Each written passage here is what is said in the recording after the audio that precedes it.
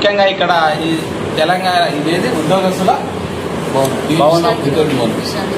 విశ్రాంతి భవనంలో ఈ సమావేశం ఏర్పాటు చేసుకోవడం జరిగింది. ఈ తెలంగాణ రాజ్యాధికారి పార్టీని ఈ జిల్లాలో అభివృద్ధి పరచుటకు జిల్లా మరియు నియోజకవర్గాల కమిటీలు నియమిస్తున్నాము. కాబట్టి ప్రతి ఒక్కరు కూడా నియమితులయ్యే వ్యక్తులు ప్రతి ఒక్కరూ ఈ జిల్లాలో ప్రతి ఇంటికి ప్రతి గడపకు పార్టీ సిద్ధాంతాలను చేరవలసిందిగా మేము ఈ మీడియా సమావేశంలో విజ్ఞప్తి చేస్తూ ఉన్నాము.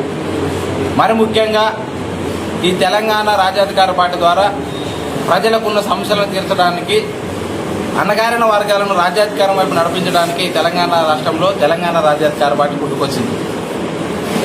ఇప్పుడున్న కొన్ని పార్టీలలో రంగులు మార్చే పార్టీలు ఉన్నాయి, పూటకో జెండాను పూటకో కండువను మార్చే వ్యక్తులు ఉన్నారు. అలాంటి వారికి ధీటుగానే తెలంగాణ రాజ్యాధికార పార్టీ ముందుంటుందని చెప్పేసి కూడా మేము తెలియజేస్తూ ఉన్నాము.